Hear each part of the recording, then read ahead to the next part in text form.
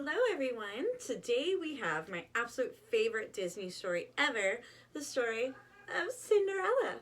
Yay! I have my Cinderella shirt, my Castle Mouse ears, my book, we're good to go. Alright, so Walt Disney's Cinderella. Alright, and here is the title page with her and her prince. Alright. Once upon a time, in a faraway kingdom, there lived a widowed gentleman and his lovely daughter, Ella. Ella was a beautiful girl. She had golden hair, and her eyes were as blue as forget-me-nots. The gentleman was a kind and devoted father, and he gave Ella everything her heart desired.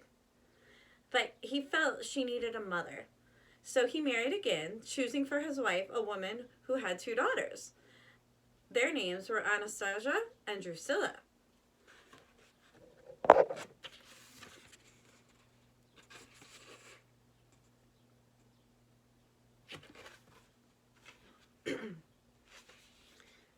The gentleman soon died.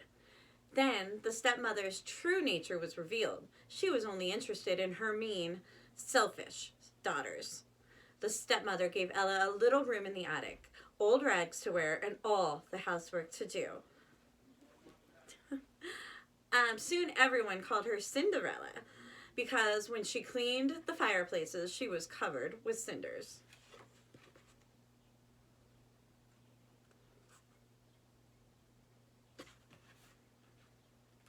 But Cinderella had many friends. The old horse and Bruno the dog loved her.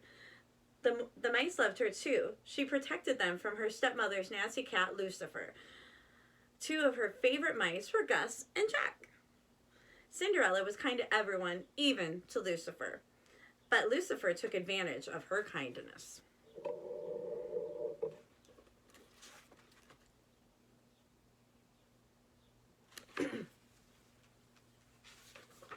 Lucifer liked to get Cinderella in trouble. One morning, he chased Gus into Anastasia's breakfast tray. She screamed and blamed Cinderella. "Come here," the stepmother said to Cinderella. "The windows, wash them, then scrub the terrace, sweep the halls, and of course there's the laundry." In another part of the kingdom, the king was worrying about his son. "It's high time he married and settled down," he told the Grand Duke. "But sire," said the Grand Duke, "we must be patient." No buts about it," shouted the king. "We'll have a ball tonight. It will be very romantic. Send out the invitations." The wicked stepmother, and the king, and the duke.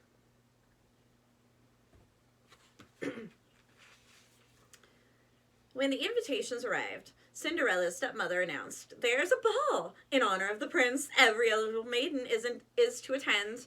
"That means I can go too," Cinderella said. "Well, I see no reason why you can't," the stepmother replied with a sly grin. "If you get your work done, and if you find something suitable to wear." Cinderella had hoped to fix her old party dress, but Anastasia and Drusilla wanted her to help them instead. The stepmother kept her busy too. Cinderella worked hard all day long. When she finally returned to her little attic room, it was almost time to leave for the ball, and her dress wasn't ready.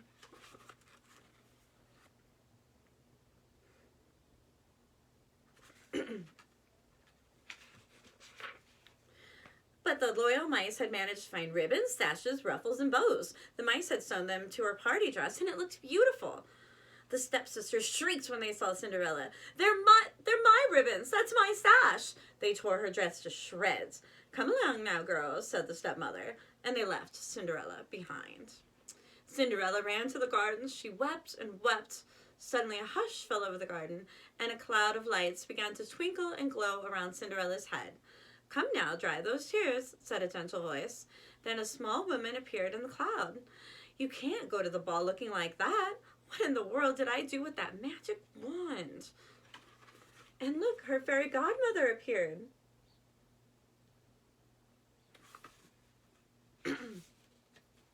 "Magic wand?" gasped Cinderella. "Then you must be your fairy godmother," the woman replied, pulling her magic wand out of thin air. "The first thing you need is a pumpkin." A cloud of sparkles floated across the garden. A pumpkin rose up and swelled into an elegant coach. The mice turned into horses, the old horse became a coachman, and Bruno became a footman. Well, hop in, my dear, said the woman. But my dress, said Cinderella. The fairy godmother looked at it. Oh, good heavens! With a wave of her wand, she turned the rags into an exquisite gown. On Cinderella's feet were tiny glass slippers. Oh, look at that coach and that beautiful, beautiful dress. I love it. And that's why this is my favorite.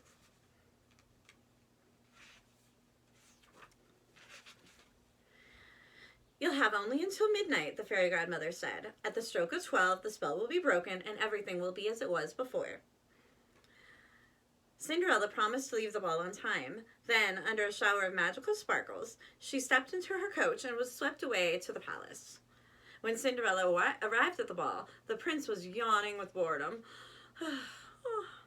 Then he caught sight of her, ignoring everyone else. The prince walked over to Cinderella. He kissed her hand and asked her to dance. They swirled off across the ballroom. And that is one handsome prince.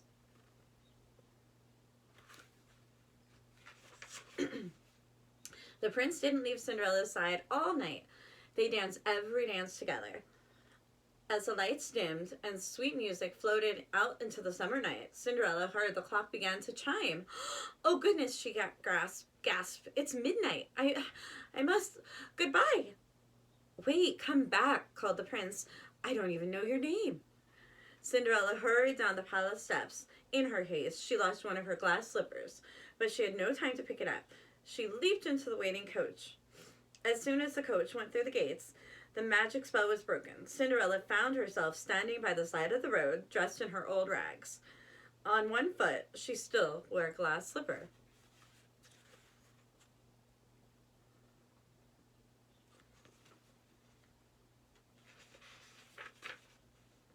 Her coachman was an old horse again, and her footsman was Bruno the dog. Her coach was a hollow pumpkin, and her horse were 4 of her mouse friends. They looked sadly at Cinderella. They all hurried home. They had to be back before the others returned from the ball. The next day, the stepmother told the girls that the Grand Duke was coming to see them. He's been hunting all night for that one girl, the one who lost her slipper. That girl shall be the prince's bride. Cinderella smiled and hummed in a waltz that had been played at the ball. The stepmother became suspicious. She locked Cinderella in her room.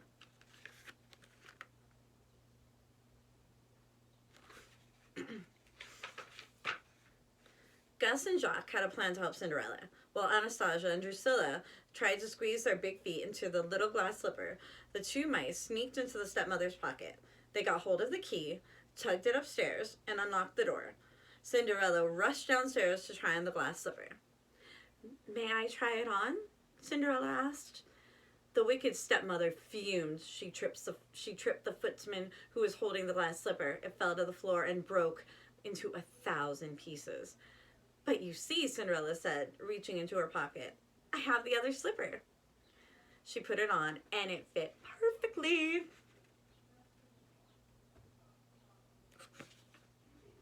From that moment on, everything was a dream come true. Cinderella went off to the palace with the happy Grand Duke. The prince was overjoyed to see her, and so was the king. Cinderella and the prince were soon married. In her happiness, Cinderella didn't forget about her animal friends. They still moved into the castle with her. And they lived happily ever after. The end. Thank you for joining. Have a good night.